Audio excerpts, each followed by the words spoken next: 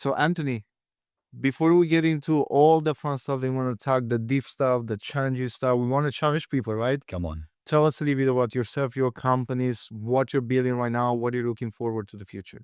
I love it. So I'm very blessed to be a fourth generation CEO. Okay. There were two companies that my great grandfather and grandfather started 52 years in the past. Okay. But since I've stepped in, first off, tons of difficulties, tons of heartache and struggles along the way. And I know we're going to talk about those today. But more importantly, it's what God and our team has been able to build on top of those. So right now, today, we have, in essence, 5 major divisions of all of our companies that work together. Our biggest, and the one that was started 52 years ago, is called Jones, Twine, and NetWrap. We are your #1 wholesale distributor in the nation of the products that hold hay bales together. We've been able to 10x that company over the last several years, and its claim to fame is if you ever see a hay bale that looks like the red, white, and blue USA flag, we were the company that ushered that into the United States, absolutely put us on the map.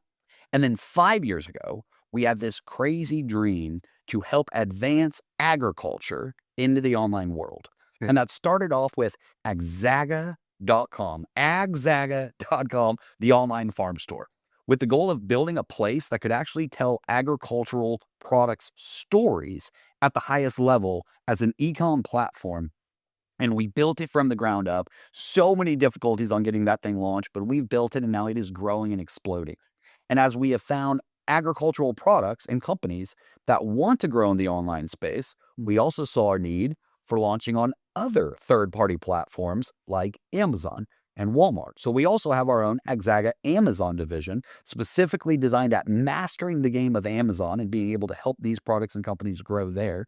And then the last two is the warehousing center. So this is where we have multiple warehouses all throughout Southwest Missouri that we can store products, import products, logistically ship products, and do it at a level that even Amazon approves as fulfillment by merchant, which means for us that if Amazon Prime can get it there in 2 days, we can get it there in 3 days. So bringing that service along as well. And then the last company, it's our smallest, but it is probably the company that most people in my hometown know me for, and it's Jones Boots. I got some. That's it, baby. So my great-grandpa and grandfather started Jones Twine and NetWrap and Jones Boots in 1974. Wow. And if you drive up and down Southwest Missouri on the interstate, you're going to see these big flashy billboards with boots all over them and our famous phrase saying boots, boots, and more boots. So I am honored to continue to carry on the legacy, even for that small little Western retail boot store in Jones Boots as well. But all those companies we call Jones Co's or Jones Companies. And what do you want to do with all those companies in the next 10 years? I love that. So when I took over our businesses, but about 10 years ago, we were a $3 million company. All of our businesses combined this year should be north of 30 million. So I'm very proud to say that in 10 years, we have 10x the business.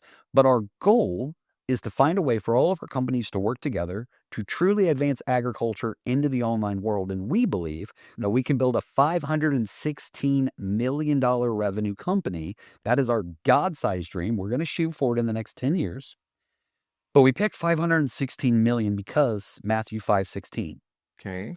The reason being is I kind of grew up in a church culture that was a little bit hellfire and brimstone-ish. So all of a sudden, if we had this great idea or this great dream, sometimes I even got like pushed down that I was arrogant. And I just believe that God is looking for leaders to dream with God and build something special. And Matthew 5:16 says, let your light so shine before men that they may see your good works and glorify your Father in heaven. So my goal is that our company truly can build something special. And I want to brag on it. I want it to be a big deal. I want us to make substantial impact. But why? Because I'm going to get a highlight how intricate, how central God was to our entire story. So our God-sized dream is 516 million, honoring Matthew 5:16. I believe that's going to happen, and I can't wait to be part of the journey and see you becoming that man. Come on. Looking forward to it. Okay. So I know you just got to eat some good food so far. Delicious. Okay. Yeah, and then apparently this trip I'm supposed to try like 4 pizza places. Yeah. So I'm sure I'll go back losing weight. It'll be great. Yes. No problems with I think Chicago. some pizza back. Exactly. Well, because you're from a different place, I want to make you feel like home. Yep. So look what I brought today. Oh, I saw it. Beautiful pair of boots, my man. Yes, That's what's talking about. so like I want to be able to like make you feel like home, So I hope you like them. I love it. Looking good. Anthony, I've been looking to this moment for a long time because I know the impact that you had in my life, and I know the impact you have in your life for many people, and I see the way you're impacting the people in your team, right? And before we get into the business, before we get into those deep things that we want to talk about, tell us a little bit, what was your childhood like? So my childhood had two kind of extremes. Extreme one, I had an amazing grandfather. Like my grandpa and my grandmother were there for every game, every event. My parents were different, and I didn't have the worst parents ever, but I did have parents that really struggled with addiction. My mom struggled with a lot of mental disorders. She was clinically depressed. She struggled with bipolar, and then all of a sudden you're mixing in other drugs, eventually turned into opiates that really just took them to another level. They would come to church on Easter Sunday and maybe Christmas and would still often have an encounter with the Lord, but it never stuck. They never could commit. But every Sunday, my grandfather and my grandma would take me and my brother to church, take us out to eat afterwards. And it was very cool that even though my childhood did have a lot of difficulties in the home, I did have a great example. And that example that my grandpa set is still in many ways what I use to be a guiding light for the prioritization of my life. So it almost seems like even though you had your parents dealing with certain things, like God provided a role model at the same time that you can have an alternative to look at. Correct. I will always be a believer that as long as you are looking for it, God is always providing a way. But having a positive influence, a role model that I could see. My grandpa was a great businessman. He was an incredible man of God. He was like the longest standing deacon at his church, would always find a way to serve, volunteer in the community, out and about. But more than all of that, he put his family first. He worked hard, but he still found a way to prioritize, to me, the most important things. And that's where whatever we build in business, and I hope it's incredible, I hope it's impactful, I hope our business glorifies God. But more than that, I want to know what the most important things, what are the primary assignments that I have? And number one, to me, it's my family. So having that as an example was an incredible blessing, something I'm really, really appreciative of. Wow. So it's almost like through all of that, you had the right foundation to build on. I did. Yeah. Okay. And that was kind of the interesting thing. There is sometimes when you go through the most difficult, hardest situations, but you actually see a better life, it gives you kind of this really solid foundation because you know the hardship, you know the struggle, you know those moments of even trauma that kind of shape you and shape your soul, but still knowing that you don't have to sink into despair. Like there's hope. Like Yeah, exactly. that there's a different way. So even though you're struggling, just to know that like, hey, there is a choice that I can make to live a different life. I saw that in my grandpa and grandma, and that was the life that I wanted to have. That's great. Now going back to your parents, they were dealing with drugs. Yeah. How that in the day-to-day shaped who you are today?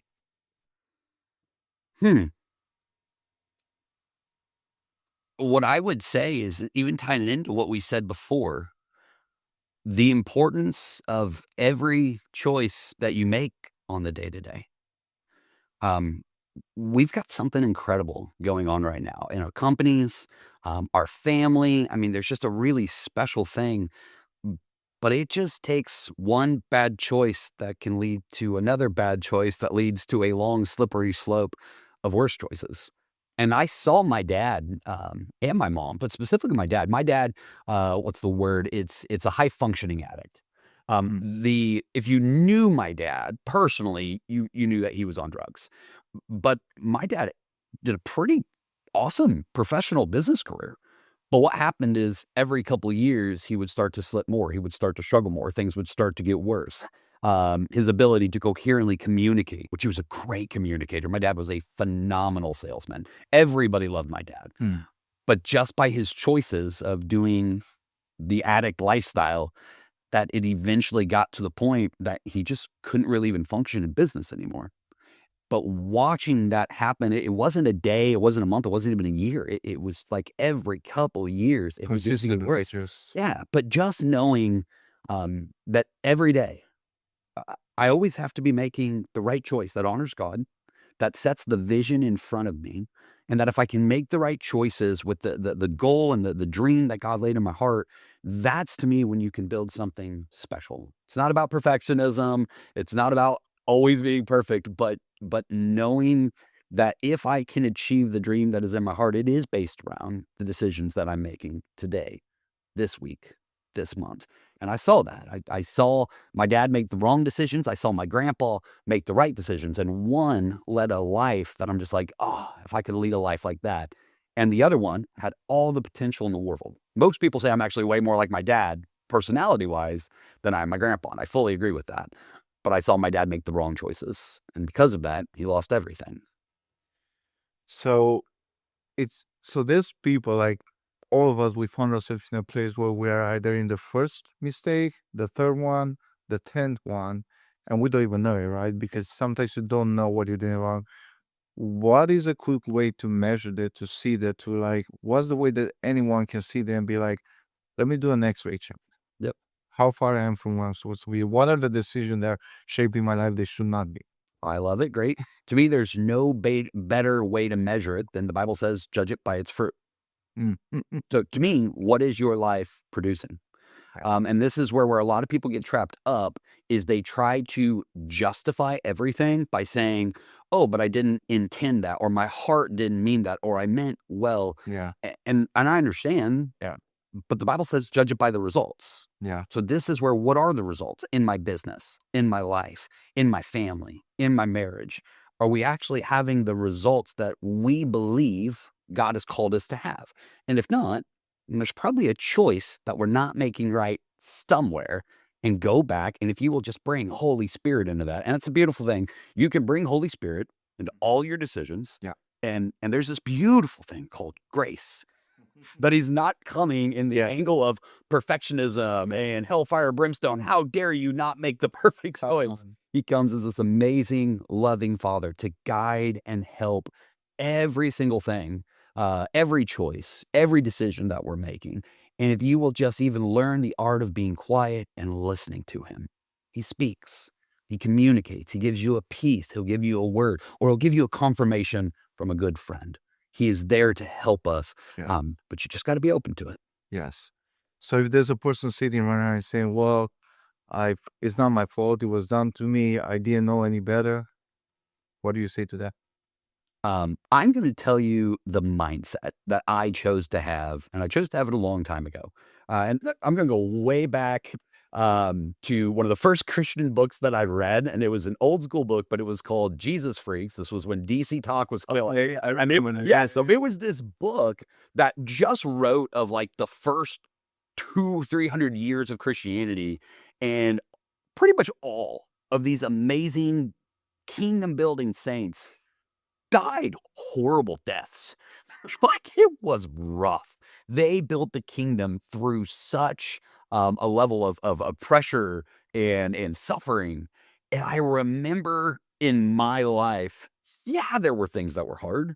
Yeah, there were things that happened to me that were so beyond my control. But the people that literally built the kingdom through the Roman Empire right after Jesus with no technology had it 1,000 times harder than I do. So it's so easy to get caught up when you're not having the fruit or the results that you are wanting, to go, well, it's not my fault. It's because everyone else. But we're responsible for our belief set, our mindset, and what we choose to what we choose to make on our choices. But this is where, to me, there are people that have built incredibly successful businesses, opportunities, ministries, and it way harder than I did. So why would I allow an excuse to actually be the thing that I justify me not pursuing the dream in my heart? Yes. Thank you for sharing that. I want to go back a little bit. Yeah. You mentioned something last night. The moment that you became a CEO was the moment you walked into your home. Yeah. and your mom was pointing a gun in her mouth? Yeah. So when people go, yeah, this is not a fun moment or memory to go down. I want to thank you for being vulnerable. Yeah, I don't mind.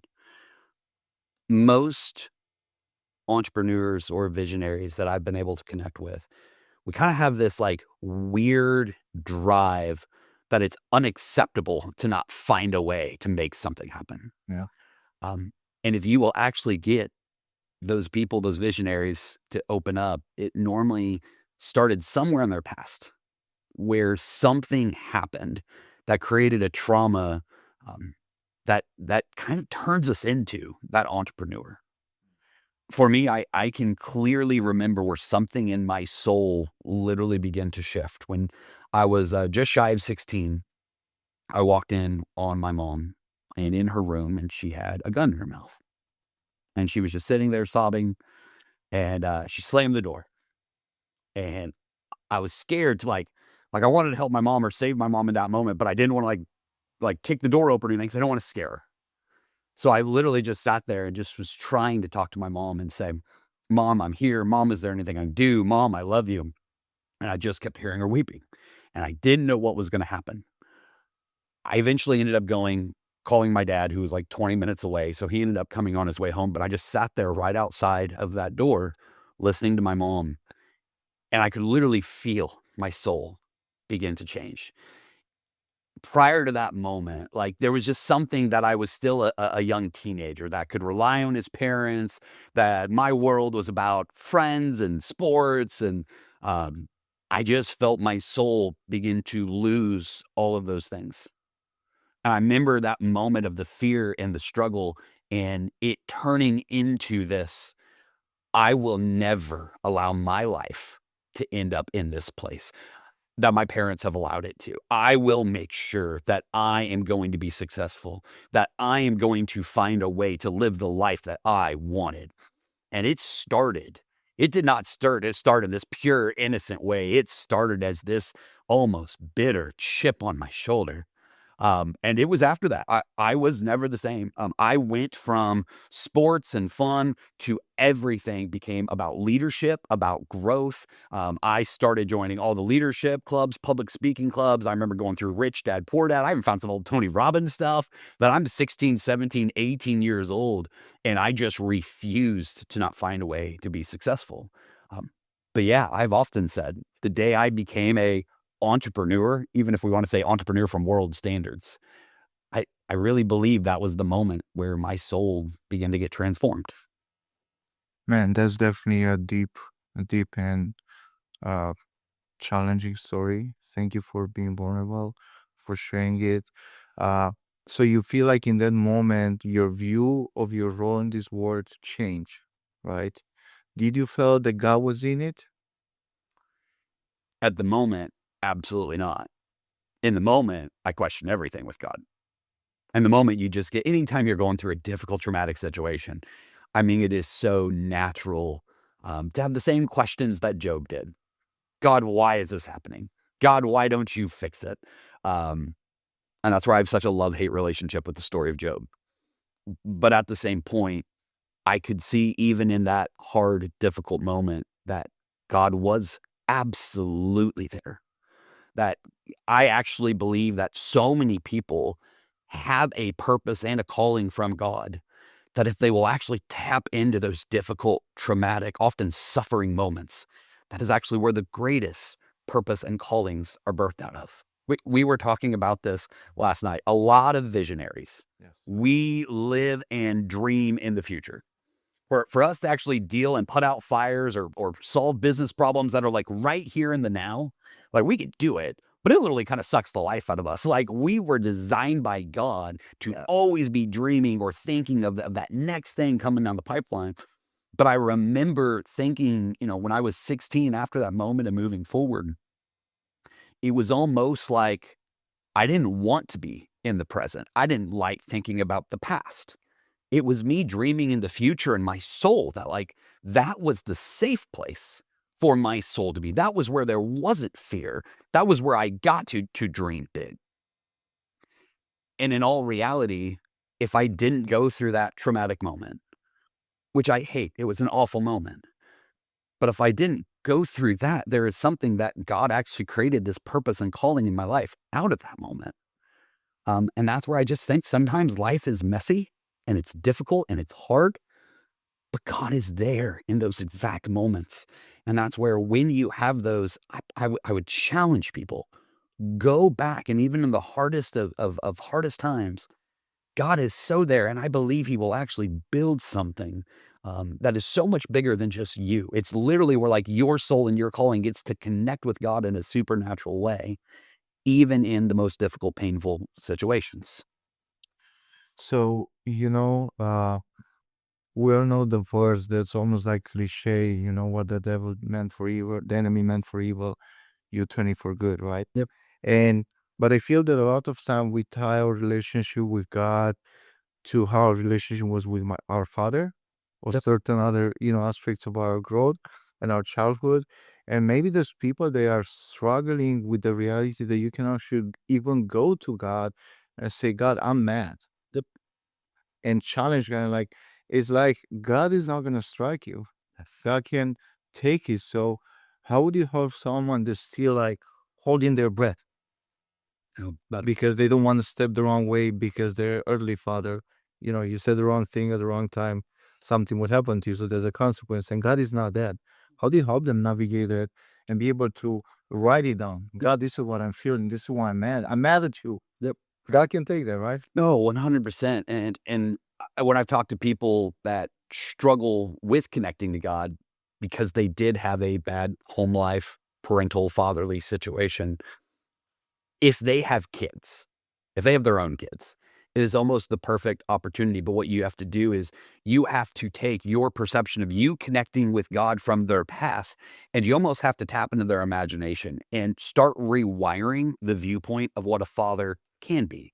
And I just have them start explaining, like, if you could literally just build out the perfect parent for your child, how would you love them? Mm, How much grace would you give them? mm. But how much righteousness, teaching, and training would you be bringing? How much accountability would you bring? And all of a sudden, it's like we all have this concept of what an amazing, incredible parental love, fatherly love is. But so many times we get this huge wedge in between how we view God because of our past. But I believe we have this understanding on the inside of us of what a great father should be. And God is so much more than that. And that's if you are going through a hard time, like Job, understanding Job is so much more than a story of like, man, when you're suffering, if you just stay faithful to God, God will restore it all. Like that's not even the point of the entire book. It is literally that when you are going through some of the most gut-wrenching, difficult times, it's okay to question. It's okay to ask why. God never rebukes Job for coming at him raw and vulnerable. The only time God began to bring teaching to Job is when Job was going to God and saying that he it's when Job was just oversimplifying the complexity of the entire universe. And that he was almost trying to pretend that he was God and he knew better than God.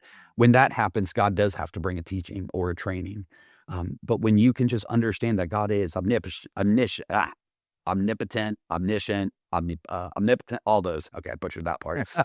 Point being is that when God is all knowing and all powerful and all good and just, and you can connect with him on there, it's okay to be frustrated. It's okay to struggle. It's actually what he's calling and wanting us to do, because that's where the deepest relationship is found in your relationship with God. Hmm. So moving to the next part, which is the part that we were talking last night about, I just want to point out that before you went into business, you were a pastor, a youth pastor, right? Yep. So uh, I feel that this next point really taps into every kind of leadership, Yep. every type of place you find yourself, whether it's ministry, nonprofit work, whether it's business work, vocational artist, whatever it is, this can help. So at one point, did the sense of responsibility that you developed in that intense moment turn into the hero complex? No, that's great. Um, yeah, just to add a little bit of details, but I'm gonna spin it in right to that question. I had an encounter with the Lord my junior year in college, and that was where I was gonna pursue business because I wanted to be like my grandpa. But the thing I loved about my grandpa was how he helped people. Mhm. So I have this Yes. encounter with the Lord, and some doors start opening up that actually calls me into full-time ministry. I help plant some churches, I do youth ministry, we do church camps, everything, and I end up doing that for a decade. But then I literally get a word from the Lord that he's calling me into the business. And I get back into the family business of all things.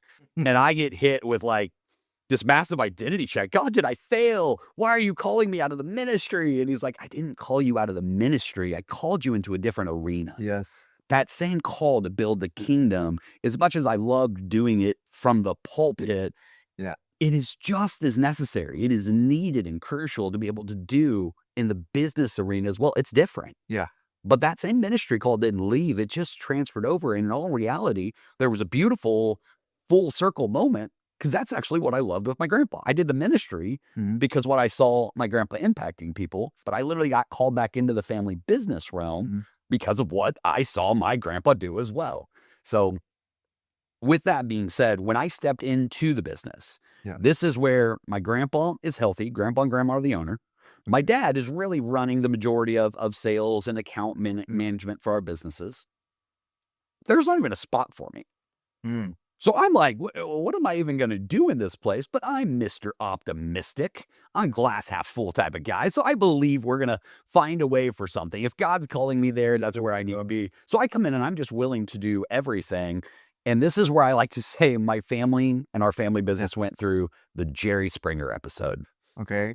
This is where our entire family business began to struggle, even fall apart. My grandfather got diagnosed, not a drinker, but got diagnosed with a bad liver. Passes away a couple months later. So this was after you stepped into the business. Yeah, God calls me into the business. And if you ever feel like when God gives you a prophetic word or a new season that he's calling you to or a new chapter, but it's just going to be a Kuna Matata great. Yeah. That's not how it always plays out. Yes. So I step into these family businesses thinking like, oh, I don't know what it's going to be, but it'll be outstanding. And I step in a couple months in, my grandfather gets diagnosed, ends up passing away. The hope, as my grandma became the owner, that my dad would step up to the plate. My dad completely spirals, barely starts showing up to work, and starts making some financial decisions in the business that a couple months into that, the banker shows up knocking on the door and saying, you guys are doing something that you are losing all of your money. And if you don't turn it around, then we're going to have to close the doors. At which case, this is where my dad gets angry and steps away from the business, spirals. And this is where grandma asked me to step up and to help. And that's how I became the CEO of our family business. Thanks, God, was exactly what I was thinking in that moment. But then my next 2 years, it was this, because you mentioned one of my passions is talking about this thing that I call overcoming the hero complex. Yeah. I step into this small town family business that is struggling. I've actually had a friend evaluate our business. Yeah. We were valued at a negative $276,000. That means I would have had to pay someone to take on our business. Okay. But through us just doing everything we could to find a way, God kept opening up doors. And that first year, we turned it around. The second year, we grew 50%. Third year, we literally tripled the business. So I have all these incredible business results to brag on. Man, I can tell a great success story. Yes. My first and second year, the amount of pressure that I was putting on myself and the struggle that I was going through. Never had any of these things before, but started developing anxiety attacks. And I'm 30. An anxiety attack feels like you're having a heart attack and you're going to die. Yeah. Start developing IBS that feels like you literally got a glass grenade going off in your stomach. Insomnia, barely being able to sleep at night. But by golly, every time I was at that company, I had to act like I had it all together. I had to pretend that no matter what I was going through on the inside, I had to be that superhero on the outside. And then, oh, by the way, I still wanted a great marriage. I still wanted to be super dad. Yeah. And it literally, within the first 18 months of me being CEO, I am struggling at a level that I am just begging doctors what to do. And there were lots of shifts that I had to make. I had to change my diet. I had to learn to take time where I was just breathing and relaxing. But more than that, what I had to do is this whole superhero thing that I had to feel like I was going to make the right decision every time, have it all together, figure it out. When all reality, Christian, it was my first year as a CEO. I don't care what college classes you take or books you read. You are not prepared for that. Yeah. So literally just understanding that what God was calling me to, Yeah. and even what people wanted, they just wanted someone that was genuine Yeah. and cared, and that it is okay to struggle because we were all struggling. Yeah. And that's one of the things that I call overcoming the hero complex. I think so many times CEOs and founders, we might have this big dream or this goal in our heart, but we feel like the only way we're going to achieve it is by putting on the superhero cape and being perfect and acting like we always have it all together. And that literally can steal the purpose and the calling. It can literally begin to destroy your soul, your mind, and your body. And I believe that we can actually build these incredible dreams, these businesses, these organizations in our heart, but at a way that we're actually healthy. That when we think in the future, we're healthy. We can dream big. When we're in the present, we can be healthy. When we can reflect on our past, we might need to do some reframing or even do some psychology counseling work. Yeah. But that in our past, present, and future, that we can be healthy, mentally strong to be able to actually get back to enjoying building that thing that God put in our heart. But I call that overcoming the hero complex. I love that. Thank you. I do. So going a little bit on a personal route here, just because I myself, like you're talking, I'm like, look at seasons of my life. I'm like, yeah, I was that guy. Yeah. And there's a lot of people that go through that. And the denial is big. In those moments, you won't want to go 150 miles an hour and just keep going because you're afraid to stop. Because if you stop, you feel you're going to crush and burn. How did that affect your personal life, your marriage, your relationship with God, you being a friend to people? Like, what's the price that nobody talks about? Such a good question. And I don't know if I'm rare in this or if a lot of people would relate to it. My struggle is going back to what happened when I was 15, 16. I created this chip on my shoulder that I was not scared of the battle. I was not scared of the grind. There was a part of me, I kind of think I liked the chaos. Mhm. But the problem, because of that, I am going so hard and so fast, and not allowing myself to breathe, to decompress, also to just always have that mindset that I always had to have it figured out. That it literally created a burnout, a literal physical breakdown, that I was literally having to go to the hospital.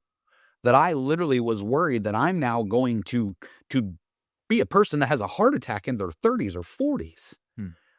And it was actually understanding that there is a better way, that if this is the way I'm going to approach trying to build a business, that I'm actually going to do the opposite of what God has actually called me personally to do. But no, when you take on this business mindset and you never check out of it, and you never find a way to take that business leadership hat off and to put on the husband hat and to go on those fun romantic dates and those Yeah. getaways, or to make sure to go all in, to not just even be at your kid's sports game, but to connect with them, talk with them, get real. What are they going through? And how can I be just a dad that is there to be able to guide and lead them? If you can't do that, then I genuinely believe you need to find someone that can help you do it. And that is one of the things I want to be for entrepreneurs and founders out there, is just someone that can relate. Like, man, I had this big dream in my heart. I was absolutely driven. I was not scared to put in the work, but that almost killed me. Mhm. And there is a better way to be able to do that. So I put myself in the shoes of someone who's listening to this and he feels the fire.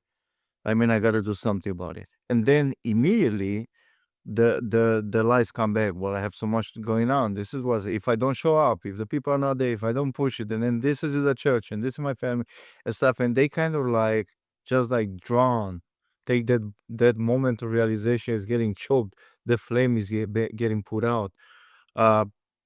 What is the first, like, what does it look for you? What did it look for you, and what does it look now to put God first and take the cape, the hero cape off? Yeah.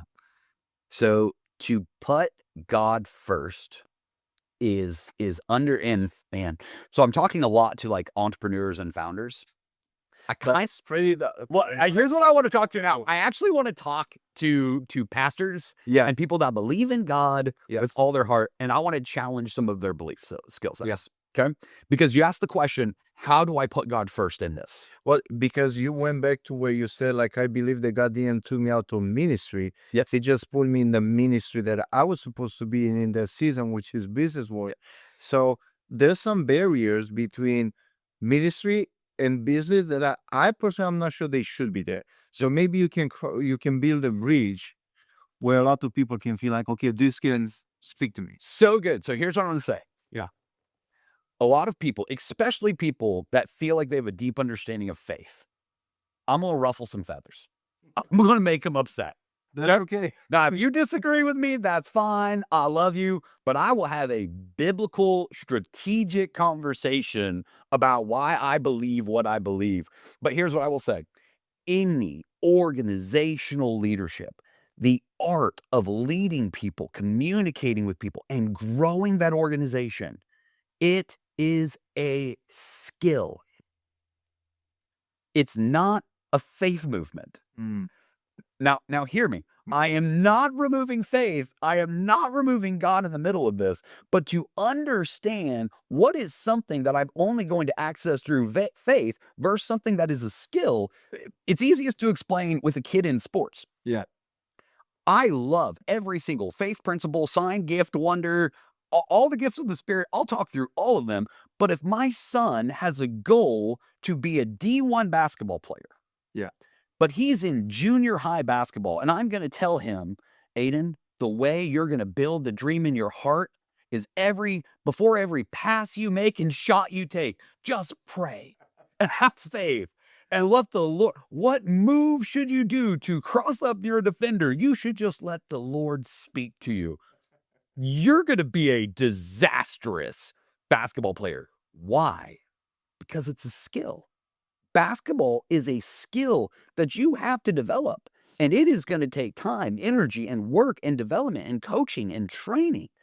That doesn't remove faith from it, but it lets you know that if you want to be a master at this area, then you better sharpen your skills. There is an element that if my boy is not going to put in the work and the grind, then God is not going to open up that opportunity. Now, this is where an organizational leadership, like, this is a literal skill. And we should pray and ask God to open up every door, and God will blow you away with what he will bring into your life and your organization or your business or your ministry. But your ability to lead, your ability to grow, your ability to sell, your ability to market, your ability to recruit, God will open up doors. But those are skills that leaders in organizations, it's on you. You got to find a way to get better. This is where I use the word hero a lot. I've overcoming the hero complex. But one of the things that I also teach, and we do this in our company with all my leaders, is I have them take very specific parts of their business that is a skill, and I go, that exact thing that you need wisdom, that you need a breakthrough, you need to find a hero that has done it. And that's where it's like, I love marketing. Marketing is one of my favorite things out there. Yeah. But to just say like, oh, I just want to learn marketing, it's too wide. What exact area of marketing do you need? But find a hero that has already achieved ultra success. And we are so blessed to live in a world, I will virtually guarantee you, if someone has achieved maximum success at social media marketing, they've got a podcast, they got YouTube, they got short form content, they probably have books, and all of those are full of the wisdom to grow in the strategy. And that doesn't take away the faith.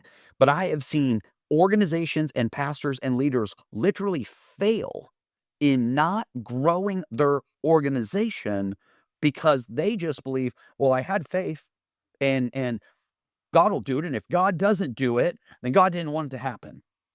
And that doesn't work if this is a skill. And organizational leadership is a skill. And I hope that hits people where it makes them angry. But I would challenge you, dive into the scriptures and God with it and learn the difference. Go all in on faith, trusting and believing God. But if something is a skill, that is on you to develop. So I love and I agree everything you said. Let's go a little bit. Did I just cost you followers? Is that I maybe a little bit? I hope I hope that the person that are listening, they'll take the challenge Go on. because those are the ones we're speaking to. Yep. I mean, everyone can be blessed by this, and you have so much to bring to the table. I want to take it back a little step. Yeah.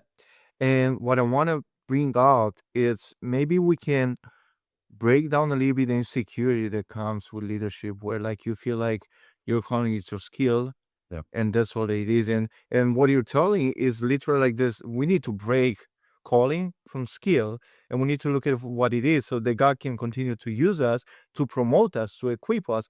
But there's a lot of insecurity in leadership, both in church and in business. Yep. And it comes from a lot of places, right? It would take days to like just unfold those. But how do you separate those? To me, leadership with insecurity, get used to it. Hmm. And I know that's harsh. So it's part of it. You walk with that voice in your Yes. head, almost like You have to learn to embrace it. And this is where, yeah, like seek the Lord and hear from God on it. But leadership is you are constantly creating a path, creating a strategy, creating a way that you are not guaranteed You're it's pa- going to work. Absolutely. And whatever strategy worked 5 years ago, it might not work right now. So that insecurity of questioning, is this the right move? Is this not the right move? Yeah, that's not going away. So the key you're is to embrace it. so you're saying that we have free will. Yeah, yes. Absolutely. We're not supposed to do one thing one way. Is that what you're saying? Oh, yeah.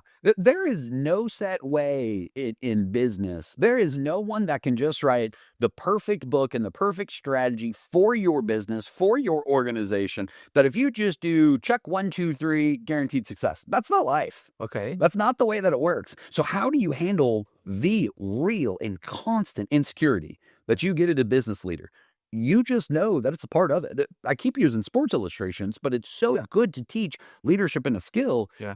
You are not going to create a game plan for any game that is not going to be disrupted, is not going to be challenged. Every player out there, they're not going to make every shot they shoot. So, how do you mentally handle, oh my gosh, I just missed a shot. I just missed a crucial shot. Mm-hmm. It's part of the game. Yeah. That insecurity is there. So, to me, I don't view it as a weakness. I actually view it as that insecurity that is making sure that I am always being strategic. I'm always asking the questions, what's the right way? What's the thing that I need to do to make sure we don't have this mistake again? Why? Because the moment I solve this mistake and this problem, guess what's popping up in the next week, in the next month, in the next year? A whole other one. Yeah. Okay, so let that insecurity be a guiding light to your ability to be strategic. Don't let it crush you. Just know it's a part of being great. So a lot of visionaries, like you said, like they run so fast because they're running from something. Come on.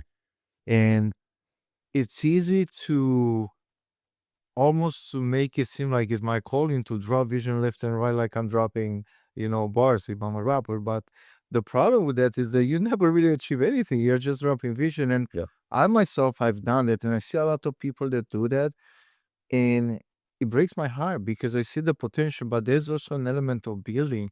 So how can we help people understand that, hey, there's an element of being a pioneer, being a visionary that makes sense, but there's a season where you have to kind of like put that on the back burner and have the ability to go down, strap your boots, and roll up your sleeves and build that in order to be able to continue to grow something, whether you instead of just being at the starting line every time. Yep. No, I love that. So to me, the way that I would answer how does a CEO or entrepreneur or a founder overcome that hurdle? So let me rephrase the way your question hits me. That where you get caught up in that I just got to keep going and keep building and keep going and keep building, that it almost feels like I'm running away from something instead of running to something. Is that, would you say that's kind of what you're asking, or would you rephrase the question? No, it's around there. Like it's a twofold. It's so what you're running from Yeah. becomes your identity. Yep. Like the way you're running, Yeah. it becomes your identity. Like it almost feel like if you slow down, you're failing. Yeah. Is that Love that. So this is where so I've actually done a pretty large, I don't want to come across as this industry expert in psychology. But I've been going after psychology and books even ever since I was little, because I literally wanted to always help my mom. Yeah. Like I grew up with a lot of psychological things. Literally understanding the way that the brain is wired.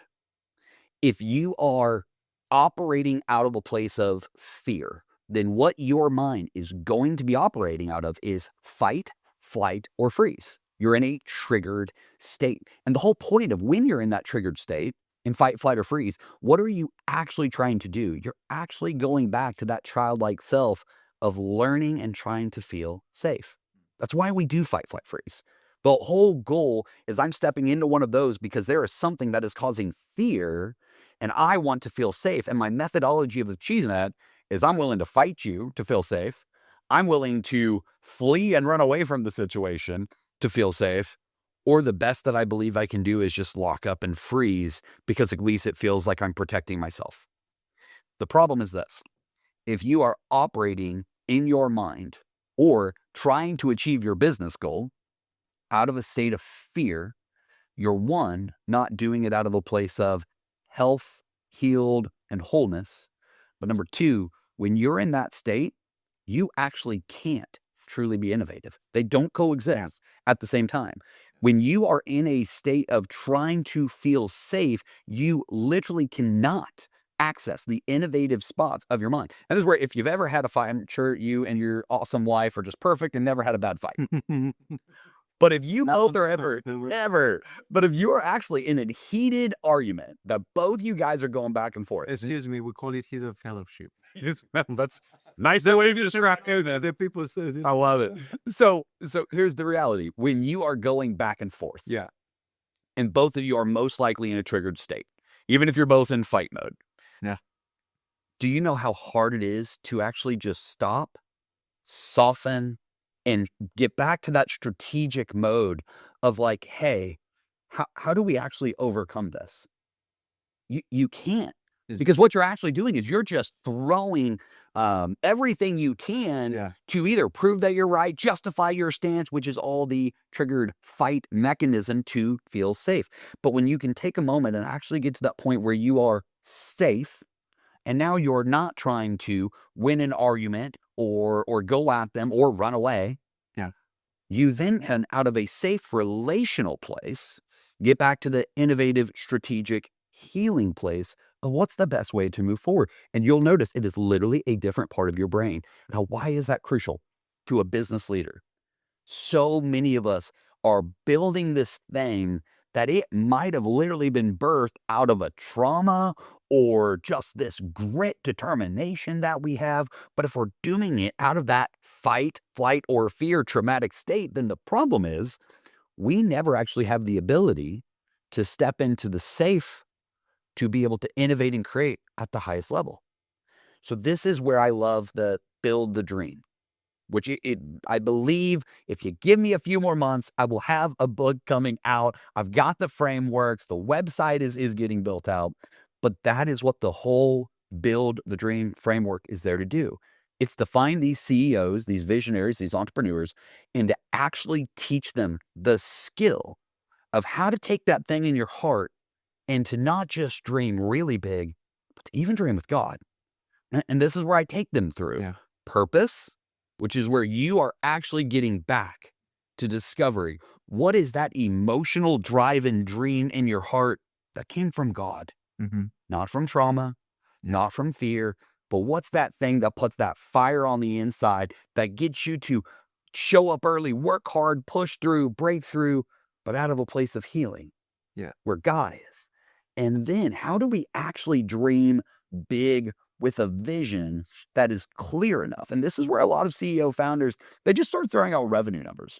Yeah. I'm sorry, a revenue number is one of the least inspiring, motivating, persuasive things out there. That's not how we're wired. We are wired with story. How did Jesus teach the kingdom? Through parables.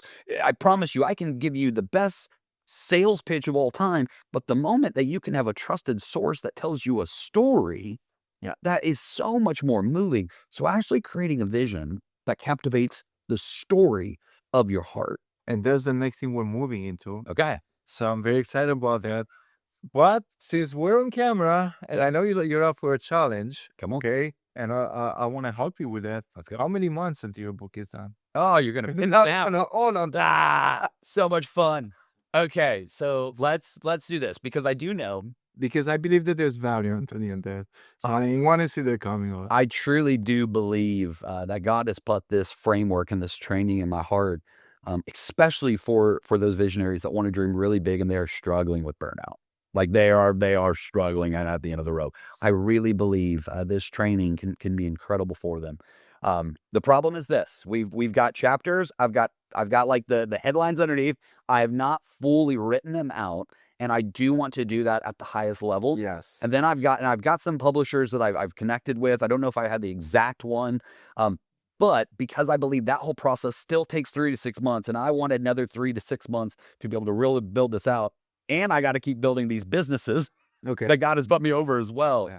I am going to turn 40. So I'm going to turn 41 in a couple months, so that I want that book fully out, published, growing by the time I'm 42. Now that might be too long. Mhm. So that's about 14, 15 months away. But I want to make sure to do it right. Yeah. So, and in the meantime, if anyone sees this or hears about this framework, I am absolutely opening up working with CEOs and founders Yes. to have them walk through this training as well. But I do believe the book is going to be able to take it to a whole nother level. But by the age of 42, and I'm 40 now, so that time frame, the book will be out, and I'm very excited for it. I love that, Anthony. I'm not trying to put you on the spot, Yes, you are. but I do believe that like taking the time to write it, even as you write it, God will show you things. And like will teach you things. They'll be like, this needs to be here, and I could have not written this yesterday. Yeah. So let's talk a little bit about Build a Dream. Yep. And I have so one of the reasons why I love so much being in the podcast is because I have something called Everyday Heroes. Yeah. Which is the opposite of hero complex, right? Yes. And so a couple of things. First of all, I believe that there's people who want to be heroes. I believe they are called to be heroes Yep. in their career, in their church, and especially not in business, in their families. Yeah. Because there's the first place of impact. And So I believe that something like this reorganized life. I am a product of that. come on. I do know that, starting business in a different country with not a lot of knowledge, no high degrees, it can be challenging. And then you go through a situation that gets you into survival mode. Yep. And then when you and I, we met years ago, it was awesome. But recently when you and I talked and he invited me over, little did I know that God was like, okay, you know what, son? You've been like throwing punches in the air for too long. You've been struggling. I want to give you a way out. And there was also me a place where like I was probably ready to receive that. So being in the room with you in your office, talking about things, long story short, it changed my life. It changed the way that I do business. It changed the way that I see people, that I lead people. So I just want everyone to know that changed me. So I'm very grateful to it. And the fruits of my labor, you are part of it. You're part of the story. Now, talking about Build a Dream, Yeah. I want you to give a brief, like pitch about it. But then I want to take us to a moment when I gotta be vulnerable. And was the moment that I laid out everything I thought it was supposed to be, it meant it should be, and I felt empty. Yeah. To the point that it became scary. Right? And you did say something to me that was like, hey, you're not empty, it's coming out what's actually supposed to be there. It's already inside of you. Yeah. But people sometimes they deal with the moment where they don't want to feel, they don't want to slow down because they feel like if they slow down, like this is scary. It's too quiet for me to be here. So tell us a little bit about Build a Dream, and then pivot it into I love that. this thought process. So if you ever talk to anybody and they want to improve something, grow something, the way we almost always start is like, oh, I just need a better strategy. If I just had the right strategy, I'd figure it out. And I think a lot of CEOs, visionaries, founders have that same thing. Well, I'll be able to help this company build this, grow this, if I just have a better strategy. And the best strategies always come with things before that. And the problem is, if we don't take the time to actually discover and develop those things prior to the strategy, then the strategy still can be uninspiring and feel incredibly empty. So to me, I do believe in having an incredible strategy. But the way that I have been able to build in our own company, I've done this with all of our leaders, all of our divisions, and what I was able to take you through with as well is what I call build the dream. You took it to me too. Exactly. So on Build the Dream, what we do is we actually start, before we get to the strategy, we start with purpose. Purpose is literally where I want to take that CEO, that founder, that entrepreneur, and I want to pull them away from their job title, from the business, and I want them to literally go on in a discovery. What fires their soul up at the highest level? And I've been able to discover several questions that actually open that up. My favorite one is asking them, what did you want to be when you were younger? And we all were asked that question at some point, even 7, 8, 9, 10 years old. I want to be this when I grow up. And whether that person says an astronaut, a doctor, or a teacher, if you're an 8, 10-year-old kid, you don't even know what those jobs are. But there was something you saw. Maybe it was a book, maybe it was a parent, maybe it was a great teacher or someone else, that person's story where you connected with them, there was something that they were doing that brought inspiration to you.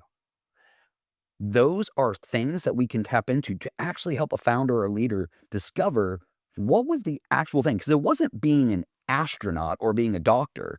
It was helping people. It was making an impact. It was this specific type of moment that, oh my gosh, it created this drive on the inside. That drive is what I call purpose. When we can discover that and move that away from just you knowing yourself, but separate that from your business and your revenue goal. Now, all of a sudden, we can build this in a way with that CEO founder that it's birthed out of what actually made you love business, leadership, or this thing from the beginning. So I always try to start there. And a lot of times that's hard because people come in and they've met with me and all they want to do is like, well, just give me the strategy. Anthony, what made your business successful? And just tell me what'll make my successful. I'm like, oh, we'll do it so much better if we can find that purpose. And I know that was where, and we go business or we go purpose, vision, growth. But I know it was when we were going through this, it was that purpose part where it got real. It got raw with us. Yeah. Yes, it did. Yes, it did. And it definitely changed everything. But here's the thing, like for me coming to this country, I realized that uh, it's almost like the educational system sets you up for a career and it puts you in a place where you're always a follower, right? So, and then it gets so busy between chasing success into your career, building a family, buying a home, competing with the Johnsons, right? And getting the nice next thing Yeah. that it almost feels like there's no place for that. And people will justify this in like 10,000 ways, right? Why is purpose important? Even if you have just a 9 to 5, Yeah. or you are the CEO, you are the pastor, or you are staying mom, at home mom. So to me, the answer is simple. I believe, and this is going to be harsh, but I believe if people don't learn how to discover their purpose, then what we're going to spend our whole life building, I believe that we are, and we're not even doing it on purpose, or we're not doing it intentionally, but we're literally trading our soul and our calling for the world. Why? Because what does the world tell us we should pursue? Right job, right career, right money, new cars. Yeah. Does God anywhere in the scriptures Yeah. say that that's what should create that thing that wakes you up in the morning and creates this purpose. It's never about that. And people get older and we figure it out. But this is where, to me, if you want to get out of the rat race Yeah. of just pursuing bigger titles, more money, this thing, that thing, and I'll be happy one day when I just have more, which people even do with good intent because we'll get more and we give to organizations, so we justify it. Yeah. That's not the design. God didn't make you that way. The thing that creates purpose and drive and grit in your heart and your life, it is tapping into what actually makes you fired up. And it's not the thing or the job title. It's actually discovering what makes you fired up. For me, there is nothing that I get more than helping someone see the dream in their heart and actually giving them strategies to be able to build that dream and helping coach them and walk them along the way of doing that. There is nothing that fills me up more than anything in this world than that. I love watching things grow. I love watching things step into their potential. It drives me crazy when someone or something doesn't want to step into what I believe they can. All those things that I just said, Yeah. those are emotions. Those are stories that I have discovered in my heart that has nothing to do with Anthony being a CEO or building Exaga.com. It's actually discovering what is the purpose in my heart that fires me up. Now, I have been able to create things, companies, leadership models, growth models out of that purpose. But it didn't start with me chasing the world and more. It started with me leaning into God to discover that purpose that I believe He put in my heart. Those type of discoveries can be hard, Yep. harsh, ugly, but necessary. Uh, there's oftentimes like I feel like we believe we pursue vision, but we're just chasing goals. Yes. How can we determine when it's one versus the other? I love Because it can look, a goal could be, a vision could be like, hey, I want to have a great home for my family, and your goal is to buy a bigger house, right? But is that really what matters? Is that the way the family gets healing and gets unity? How do you different? How do you separate those two? Yeah. So one of my favorite little phrases. Yep. The wrong question rarely produces the right answer. If you're not asking the right question, you're probably not going to get the right answer. So even tying it back into what do you want to do when you grow up? What are your business goals? What do you want to achieve? Which is like 99.9% of Yeah, business that's coaches out there. Yeah. It's all what do you want to do? And it's not the right question. The question is, why do you want to do it? It's a completely different answer. Go to your kids and ask them, what do they want to do when they get older? And you are going to get a massive surface level answer. Yeah. And then ask them, why do you want to do that? And if you can get them to open up and articulate it, you're going to discover a part of their heart, of their soul, of what actually creates purpose for them. Mm. So as some CEO founders, anybody, we've got to learn how to actually ask our questions. Why do I even want to do this? You know this, as you've built a business, we will have no shortage of opportunities. Yeah. But to be able to ask the question, it's not what I want to do, but why do I want to do this? Why am I trying to accomplish this goal? Now you're actually honoring what is in your soul. And that's where you get to connect with the presence of God. That's where you get to hear that subtle piece or that passion that maybe God is inspiring to go this way. But we've got to start asking the why question way more than the what question. So I love that. Let's put a different spin for living on it. Here's why. I hear a lot of people saying this, whether it's in a podcast, on a conversation, behind the pulpit, and they say, well, people say, do what you love, and that's it, and God is calling you to more. So we don't want like a CEO or like a leader be like, oh, well, this is what I'm calling. I'm just going to do this. Because most likely, if you have to carry a few hats, your business will fail the next day. So how do we walk into that? Because I wish it was you wake up tomorrow and everything is going to be solved. But how do you actually understand purpose Yep. versus do what you love to do? Yep. And how do you navigate the transition from a place where you have the hero complex on to a place where actually you're in your calling? I love it. So anyone that says do what you love, or what's the phrase? Do what you love and you'll never work a day in your life. Yeah. To me, here's what I believe they mean the majority of the time. And I'm going to completely disagree with them. Okay. What they're actually saying is do something that you enjoy and is easy. I think that's normally what they're shooting for. So they Just do something where you're happy. Okay. Do something where it's easy and you'll never work a day in your life. Here's where I want to challenge that. Yeah. Now, and once again, if you feel like God is calling you to literally go and live by yourself in the mountains and pray and meditate every single day, and that's all day that you do, sure. Okay, congratulations. I believe God put the majority of people on this earth to build the kingdom. Yeah. Building things are hard. They are difficult. They are challenging. If you have anyone speaking into your life with any goals and dreams that you have in your heart, and they're just trying to make you feel good, they're just trying to make you think, oh, it's just going to be a cakewalk. They don't get it. And I'm going to downright say they're wrong. To build things, especially if God has called you to build something big, expect for that bad boy to be difficult and challenges and heartbreak all along the way. So the whole thing of just do what you love, I absolutely want you to love what you do, but you better know what that is. Because if you plan on building anything great, plan on it being difficult. So you need to have a purpose that creates a drive that when it's hard, you don't just switch to the next thing and switch to the next thing. Because what you'll see of people that just pursue happiness or love, they can't build roots.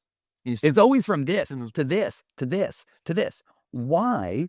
Because they believe their goal should just be happy. And I want people to be full of love and happiness, but you got to understand, if you want to build something, you got to learn to push through when things are difficult and challenging and hard. So that's where I just don't think the statement or the heart or the why behind, well, just do something you love, I don't think it's coming from the right place. I would encourage people to dig down deeper, to dream bigger, but you also got to know if you're going to build that or accomplish it, plan on it being difficult. But that's what all the best things are. Yeah. They are hard. Find me the best marriage ever and tell me, oh, was it easy? No. The best marriages ever were hard and took work and took hard conversations. So when I get people to discover their purpose, and then we move into how do we actually put a story, a clear vision behind that desire in your heart?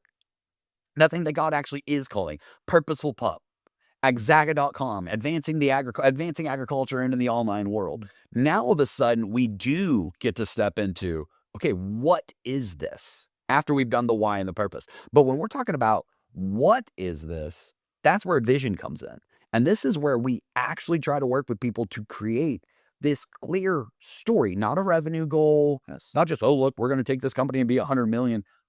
But what is the actual vision of that? What's the God-sized dream? What's the purpose statement that you got?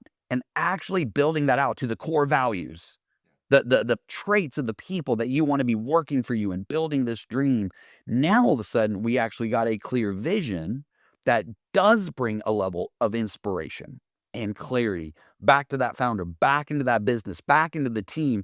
And that can even be used to go and recruit future team members, because people will buy in to a compelling story, but they're not going to buy into, oh, great revenue number. Do I get a pay raise? There's not. There's better. We can do better. So I have I have some great questions about moving forward with this, but what does it look like for anyone who's like just, in the thick of life, uh, to spend time with God? What's the safe place where after it's all said and done, you can go back to that place and like in the words of one of my pastors, Pastor Dave Stevens, he said, you gotta live under the waterfall of God's approval that He loves you, He's for you, that He's proud of you. And like, you can have a great day, or you can have a rough day with the purpose and the vision in mind. But then at the end of every day, you need to have that safe space with you and God. How does it look like? So the way I'm wired, good or bad, not saying this is the perfect way, but I am a go 100 miles an hour all day, every day, high energy, get fired up. Everyone knows when I show in my company, first thing I do is I walk to every employee, every office, and everyone's getting a high five from Anthony. It's a good day to have a good day. Yeah. The problem is when I wake up, I'm already in such a go mode. It's hard for me to remember, I got to slow down. And the number one thing that fills my heart, it is the presence of God. And it is so easy to just go, go, and go. But what happens to the car when you never go to the gas station, the gas in the tank? You run on fumes. So one of the best books that I've ever read, I would recommend every leader reading, is called Atomic Habits. It talks about how to actually build the habits on a daily basis in your life to make sure that you're prioritizing the right things. And it has this thing called habit stacking. So I literally will try to make sure that I am incorporating moments into my day built upon things that I'm already doing. So when I shower in the morning, I want to have Holy Spirit music in there for soak time, for encounter time. When I drop my kids off at school and I'm driving to work, I want to have something that is a leadership, training, wisdom building thing. So making sure that I'm incorporating some moments in the day, that every single time I'm able to take that moment and actually fill back up, connecting with God, because that's where you're getting filled up, is the presence actually moving into your heart. So even though you're busy, you still find time that's dedicated to God. Have to have time. Yeah. And it is a non-negotiable.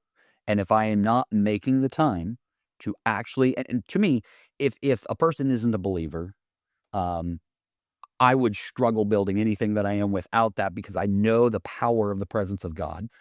But at the same point, everyone can find a way to be filled up somehow in some way. It's Yeah. never going to be like the presence. Yes. But with that being said, what's the best way to do that? You have to find a way to literally schedule it in. That's why I like habit stacking. Yeah. I'm going to shower every day. I'm going to drop my kids off and have a drive to work. So in those moments, I actually want to have it programmed. Hey, every day, this is my wisdom growth time. This is my encounter time. Bonus points if I get more. Obviously, we have Sundays. Yeah. But like actually having time scheduled during the week that you are purposely doing that, make sure that you do actually have time, that you just didn't get so busy you forgot. So you talk about the God-sized dream. Yes. Okay. What makes a vision powerful enough to not only motivate you, but also attract people around you? I love it. So you have to learn to dream with God so big that it is something that you, by yourself, have no chance of doing without God intervening and opening up doors, and God bringing the right people around you to see the dream and build it. Can you give us an example? I can't. Okay, so I got to start with my favorite Bible story, but man, I'm going to tie it back in. Go Okay? for it. So my favorite Bible story, David and Goliath, Yeah. easy.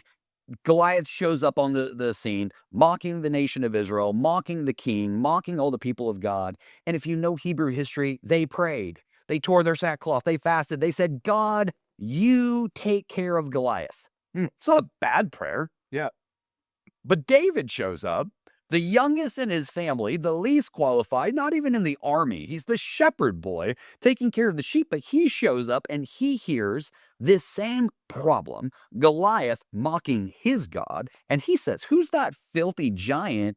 God, use me to defeat this person that David by himself virtually had no chance of doing. But God had put a dream in David's heart that actually his preparation started years before.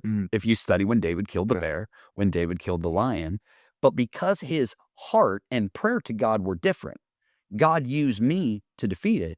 God used David to actually do something that was a God-sized dream. Now, how does that tie into us? I believe all great businesses, organization ideas start with a dream in your heart. It starts with this idea. Rarely is it a revenue number. It is a story of something that you have seen or a desire that you have to build something. I want to help people actually know how to build a God-sized dream. And that means they need to take that dream and actually spend time with God and allowing it to elevate at a level. And this is where there's a 10-year goal or a 10-year dream, or some people call it a BHAG, a big, hairy, audacious goal. And those are all great. None of those are the same as dreaming with God. There's just something bigger. I don't even like putting a timeline on it because I've seen multiple times I had a God-sized dream and we pulled it off in 5 years. Some of these might take 20 years, but the point is learning to take that dream and desire in your heart and actually going with God and making sure that you're dreaming big enough. And here's how I can tie it into my story. Yeah. I have an incredible pastor that hears from God, as accurate as anyone I've ever seen. And he's been speaking into me for a decade. The first 5 years, every year we'd go have our lunch and he'd come and he would pray for me. There was a central theme every single year, and it was constantly, Anthony, you're not dreaming big enough. The next year, Yeah. I would try to dream with God, dream bigger, set bigger goals. But it wasn't just like having a crazy goal that doesn't make sense. I believe in having a goal where you could actually turn that into a 3-year strategy that is a great stepping stone with a 1-year strategy that is aggressively building you towards that 3-year. Like, it's not just putting a vision board out there and congratulations, you're done. The vision has to correlate to strategy. That's where the growth part comes in. Yeah. But this guy for 5 years literally said, not dreaming big enough, not dreaming big enough. And it went from when I first stepped in as CEO, we had a company called Jones Boots and we had a wholesale distributor called Jones Twine and Net Wrap. Well, my first goal was to be the #1 supplier of net wrap and twine in the United States. Well, I was told that wasn't big enough. That was crazy. That meant I had to literally 4x my company. We did it. And it wasn't near big enough. And then the dream became that we wanted to become one of the biggest agricultural suppliers, more than just those hay baling products. Yeah. So we started doing that. Literally the next year, God's not dreaming big enough. So then I literally have to go, God, I'm stepping into this family legacy, this family business, but what do we need to do to set this up where we're making impact for the next 100 years? So I'm trying to think where the world is turning. Yeah. And that's where it's like agriculture is so behind the times in marketing, technology, the online world. And I promise you, Christian, I wish I could say I had all the qualifications. I had about this many qualifications to build Agzaga.com, which is today one of the fastest growing agricultural, it's the fastest agricultural growing e-com out there. It is one of the fastest e-coms growing in the nation. Yes. We've also launched one of the fastest growing Amazon stores. We're one of the top 1% stores. But we literally started this based upon a dream that one day it would even become an agricultural Amazon, that it will become a true agricultural marketplace that can combine all of these. Christian, it took me 5 years of me hanging out with this pastor friend that has a strong prophetic anointing to just get to where it's like, okay, I feel like God was leading. I'm actually dreaming big enough what God is calling me to build. But it took years of me leaning into the presence of God, allowing him to do that. But my strategy is so different. My daily execution and our company goals is completely different. Why? Because I know what I believe God is calling me to do. Can we do it in 5, 7 years or 15 years? I know this. I can't do it without God opening up doors. I can't do it with my current team. It's going to have to be with my current team plus new team plus with others. That's, to me, when you have a God-sized dream. And once again, revenue numbers are great. Yeah. But it's actually understanding the story that is in your heart and developing it with enough clarity to actually put strategy to and have it in a way where it brings clarity and inspiration to you and your team and your future team members. So in those 5 years, how many like doubts, fears, preconceived ideas, theologies, and everything else you had to crucify to even show up to the plate to say, okay, you know what? Okay, this year I'm gonna be dream bigger. Yep. Every day. And countless. And it is one of the things that you just got to, so many times Christians, especially early Christians, where we're really new in our relationship with God, we just assume that because we gave our life to God, that God's going to make everything easy. Find me that biblical story, because I'm yet to see it in the Bible. Exactly. And that's where I think God called us to build great things, but it's in the struggle and the difficulty. It's in the, that battle in the mind That's where I actually draw so close to God. And I think he designed things that they weren't easy because that's actually how we connect with him into the highest levels. But yeah, every day it's hard. The amount of mistakes, anyone's like, oh, if I have a God sized dream and I follow God and I read the Bible every day, this is just going to be a cakewalk. No, is you are going to fail and struggle and make the wrong move or miss the shot Yeah. so many times. And this is why God-sized dreams, and I love calling them God-sized dreams, because the moment you get the true revelation of grace and how much God the Father loves us and how much he is there for us, even in the biggest mistakes and the screw-ups, that to me is what actually gives us the ability to have that God-sized dream. And it doesn't crush us.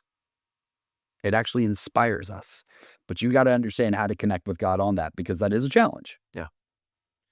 So let's say I'm sitting here, I'm listening to you, and I'm past the point where I'm like, okay, this is my God-sized dream. I believe that this is my purpose in life. What does the next 90 days look for me? Growth strategy. Like a lot of people will build a business strategy. And the thing where a lot of people struggle to ever keep the business growing, and I believe if you are building something that has a God-sized dream, it has to be growing. If you're not growing, you're dying. Yep. If you don't understand how to grow your business, this is where you have to find that skill set. Now, businesses grow by either product strategy, marketing strategy, or a sales strategy. Mhm. And often the best grow with all three. Yeah. So this is where I work with people. I do want them to have a 3-year goal. That 3-year goal or that 3-year strategy is where you have an idea of what the company is going to look like in 3 years, but it doesn't need to be on a super granular level. Mhm. The 1 year does need to be on a granular level.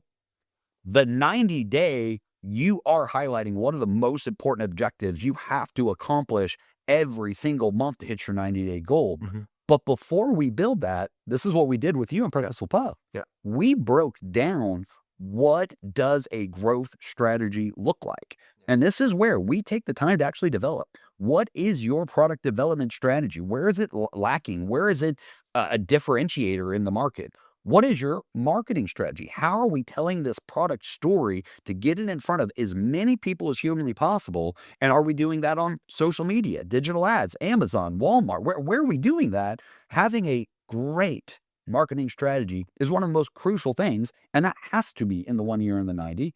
And then whether it is sales, a sales team, or even just customer service, you have sales in your organization. How do you make sure to create a growth strategy that when you get to speak one-on-one with that customer, that you're going all in to make a customer for life? Building those out and understanding that is where the growth comes. That is something that a lot of people, they just think their strategy needs to be all operation numbers or KPIs. And yeah, those are great, but you got to know the growth strategy. So if you're a small business, right, or a small business owner, Yeah. and you're just starting year 1, year 3, year 5, doesn't matter. But like you're like, man, I see that I'm lacking this, I'm lacking that, I'm lacking that, but I don't have the resources to bring in like top tier people, right? What's the way around it? How can they actually be able to like get the wisdom and be able to execute to the play and putting this like even in the context of like, hey, acknowledge where you are today. Don't try to grow from here. If you're here, how do they do that? Understanding that companies can go from 0 to 1 million to 10 million with one great growth strategy. Okay. When I stepped in to Jones Twine and NetWrap, we were a struggling on the verge of bankruptcy $2 million company. All we did is we used this crazy technology called Google, and we looked up every single farm and home store, feed store, seed store, co-op, all throughout the Midwest.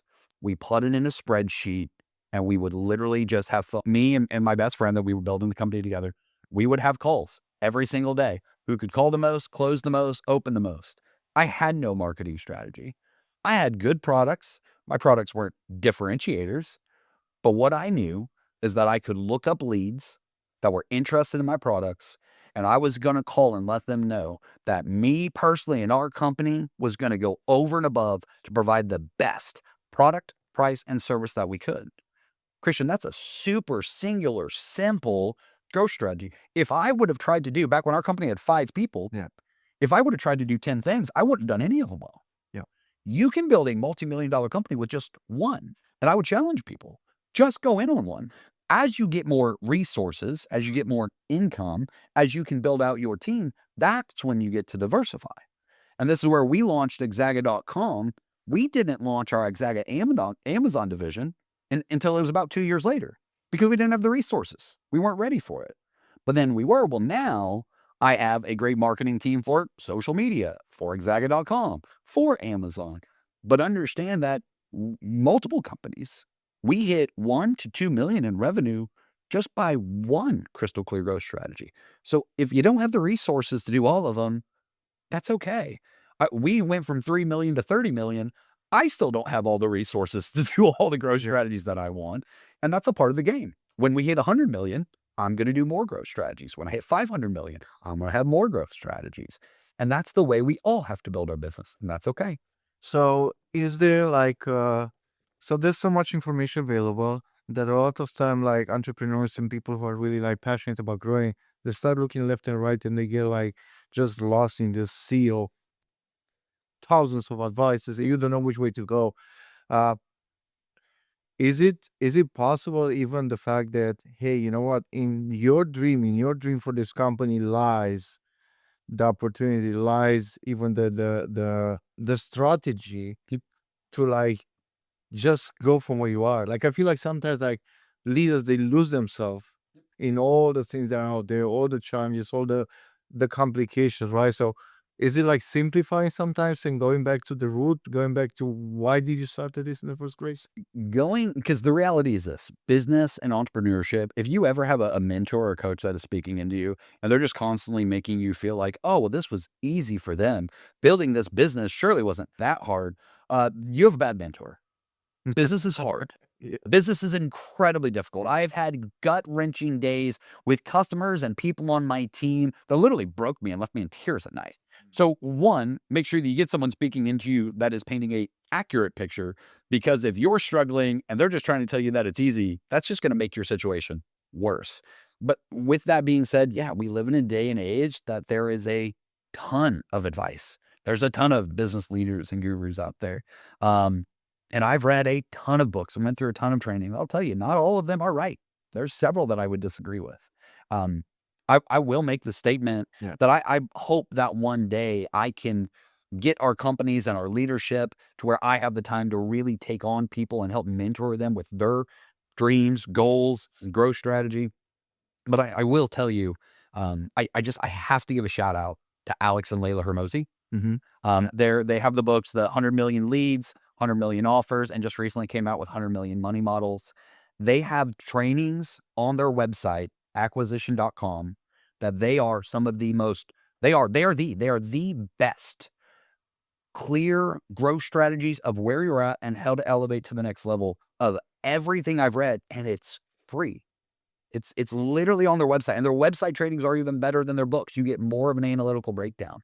But coming from a guy where I've literally read hundreds of books and went through all of these different trainings, if I was going to pick one, I promise you to hyper focus on Alex Hermosi and Layla Hermosi. Follow them on social.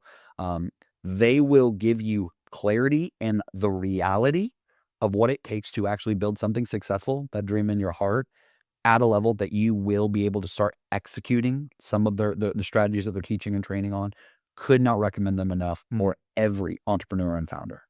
Yeah, I've been diving into that ever since you told me, and it's very like practical. Yes, In business, people they need practical exactly. things. So let's say someone gets they get the vision right, they understand their purpose, and they start like just going into right, but then they found themselves then through challenges or moments of pressure, they go back to the old habits. How do you maintain that? I mean, at the end of the day, if someone would ever say that to me, I'm just going to start asking questions of like, what are you going through? But often it could be this. It could be that they actually have elements that they still have wounds or fears of actually stepping them in to grow, developing strategies to be able to grow.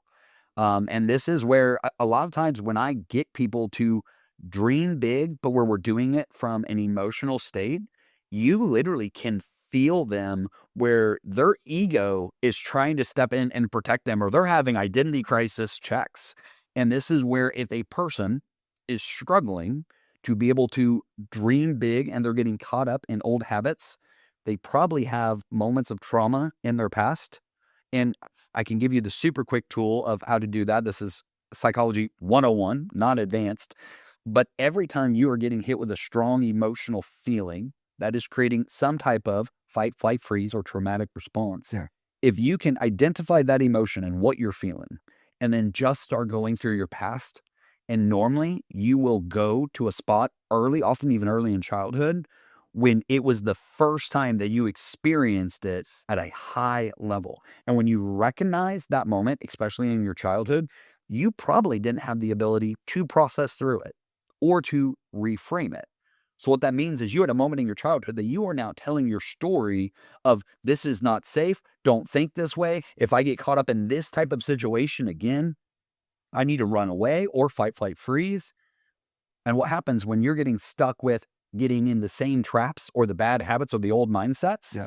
Normally you can trace it back to that moment. But the cool thing is now you might have the ability to actually process it or reframe it, which means you take this and you tell a new story. You take the reality of what happened, but you create a way and like, but that was a building block for me. But God was there in that moment.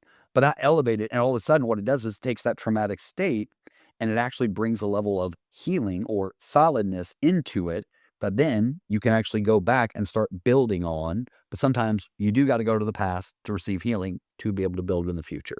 So that's great. So what you're saying is kind of like, and I heard this and it was so well put together. You said that a child sometimes what causes a trauma is that he's exposed to something that his brain is not yet developed or trained Correct. to deal with that. So what you're saying, like, hey, that moment it looked like that because you are not even in a physical, mental, emotional stage of development to understand that. But now, just because that back then came like that, it doesn't mean that now it should show up the same way or feel the same way. Exactly. So there's an element of like you can rewrite the story, is what you're saying? Reframing would be more of the psychology 101 word. Yeah. It's rewriting the story or retelling the story, spinning it in a way that it is not detrimental. So, like, once again, if you are getting triggered for something in business, which is kind of what we're talking about here, Mhm. that triggered feeling, that emotional response has happened elsewhere in your life. And once again, if you can go back to those early forms of where it is, you get like, are there things in your marriage that if Adela says one thing, you feel yourself triggered? You might not even be justified for being triggered, but by golly, that one thing hit me wrong. Therefore, I'm in a triggered response. Okay, well, that's because that actually started somewhere in your past. So go back Yeah. to where it happened first Mm-hmm. and to bring healing to that moment. And then you bring that healing all the way into your present, where, hey, next time this happens, I don't want to be triggered trying to feel safe. I believe I'm safe right now. I believe that when Adela or my person on my team says this, instead of biting their head off or fight, flight, or freeze, I'm actually safe and secure and I can communicate out of a healthy, strong, strategic place. And then I like to take that healing and put it forward. Next time I'm in this situation, that no longer has power to trigger me because I'm healed from that all the way from my childhood to my present and what's coming down the pipeline in the future. Let's dive a little bit deeper in that. Yeah. And I want you to you can speak into this from a psychological place, from a rational place, or a spiritual place. So what happened if the thing that happened in the childhood, right, in the early season of our life, that reaction, that trauma, it's actually what causes you to feel safe. If you or like you feel that reaction or that memory, the way you apply it, you're holding someone that hurt you and you don't want to let go. Yep. And you feel that if you change that, you lose the right to be justified. Yep. You lose the right to retribution in some case. Yep. You lose the right to do things right. Yep. How do you deal with that? Because now this comes into a place where like What if I let go of that? Yes. Whoever did that to me, he's not paying anymore. Yeah. We're in a triggered state because we perceive that it is protecting us. That's why we justify it. Okay. Well, we're triggered because, and all you're really trying to do is to justify you in that moment and you in your past of feeling safe. So, like, I'll give an example because you even heard my story of me growing. Yes. When a kid goes through something called parenthesis, where they have to be the parent at a young age, and then some other things happen that create abandonment issues. Yeah. Those are triggered states. Now, take it all the way going forward, even in my early years as being a CEO. If I had an employee or a person on our team or a leader, and they would come up and they would be like, hey, I'm taking on more responsibilities. I would really like a raise. And maybe they did it out of like, they were a little frustrated or they felt like they were deserving of it. I would get hit with, oh my gosh, they don't even get the dream. They're not even a part. They don't even want to be a part of the team. They don't even understand what we're building. Like if they would just, what am I doing? I'm operating out of a triggered state, going back to abandonment issues that I had growing up. They're just genuinely asking for more income that they're trying to produce for their family. But because I had abandonment issues, every time someone would do that, it would spark this thing in me that they're against me, that they just want to leave me. And my problem is the way I handled abandonment early on is that, well, fine, I'll do it myself. Well, how does that work? All of a sudden, I have these triggers going all the way from my past that my mechanism was literally anyone that's against me, I'm willing to reject them because by golly, I'll figure it out on my own. I had to go back in my past to literally walk through, why am I getting so triggered right now? Where did this start? And it was like, oh my gosh, it's because abandonment with my parents. And this is going to hijack my ability to lead a team, to build a company, to accomplish a dream. So once again, anyone says entrepreneurship is easy, they're crazy. But if you'll go all in and you'll do it with Holy Spirit and you'll do it with great mentors, it's one of the most beautiful journeys anyone can ever go on. But yeah, it's if you want to do it at an elite level, it's not just reading leadership and growth books. You will have to go into your past and you will have to find areas that is causing traumatic responses, that is literally handicapping your ability to be a great leader. And you got to work through and bring healing to those places. So Jesus came to earth and he lived a life that really was a role model. So then if we get to believe the lie, whether it's ministry or business, that, well, God loves also my, mediocre way of doing things. What do you have to say to that? Well, the way you phrase the question, you're right. God does love. And I don't have any issue with that. There are people. I phrase it in the way that we like to tell ourselves so we feel good, right? Yeah, but I would make the statement. One of my favorite quotes is Teddy Roosevelt, Man in the Arena. But it really highlights the story of this man that goes into this boxing ring and he fights. But then it kind of tells the story of, yeah, but he might have lost. But what if you do lose, but you chose to fight anyway? I tell my kids this all the time. There is a world that I build, this $500 million company that can truly change agriculture.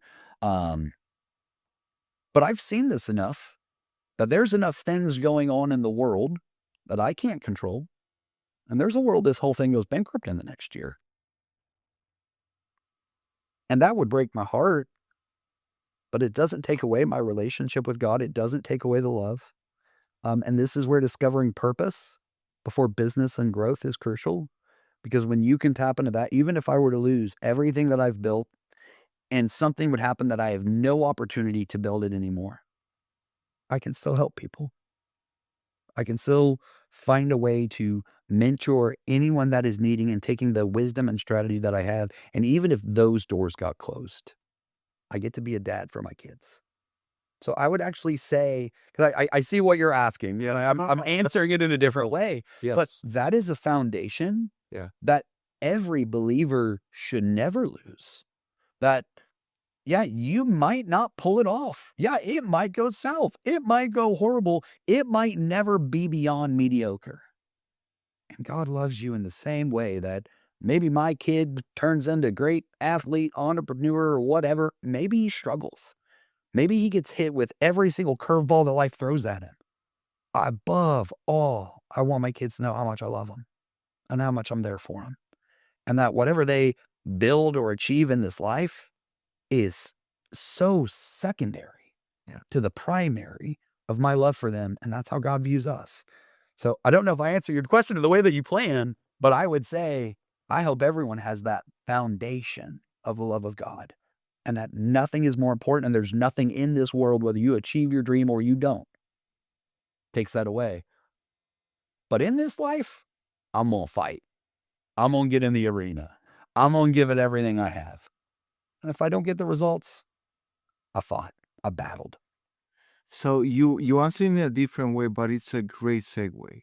And what I think I'm hearing is that there's a contentment in your heart where it's like God is me and you. Yeah. With or without all of these things, Correct. I still love it every day. Yep. So with that being said, I want to pose the question again in a different way to build on that. I want to give you the opportunity to build into something that we sometimes believe the lie, the mediocre is the only way.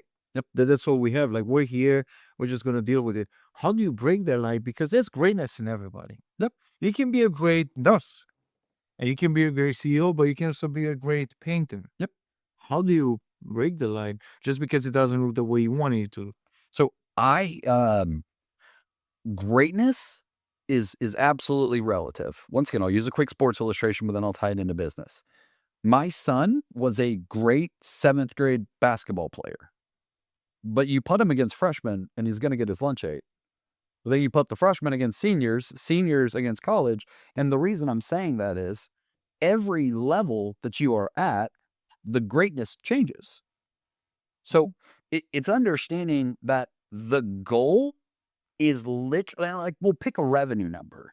We'll build this dream with great clarity and great ideas. But where's the beauty in building it? It's not the goal or the achievement, but it's in the journey. I've used this illustration when I've spoken at some of my company meetings. I hope I get this number exactly, but you get the point. The average Olympic gold medal ceremony, that medal is placed on that Olympic champion's neck, is under 2 minutes. So that is something that person has been fighting, striving, and battling for probably since they were a kid. Years of blood, sweat, and tears and hard work. And what is your reward? 2 minutes of a little gold circle placed around your neck, and then it's done. Which is why actually a tremendous amount of Olympians, even after winning gold, struggle with depression. Yeah. Why is that crucial to understand? The beauty of entrepreneurship, the beauty of building anything, marriages, families, kids, everything. It's in the journey. God sets some incredible goals out for the church and the kingdom to be built on this earth, but the design was never for the result. The design was for the intimate journey that we get with God. And that is where, like, man, I want to tell people that I'm helping mentoring and coaching. If you think business is just about being happy or easy, it's not.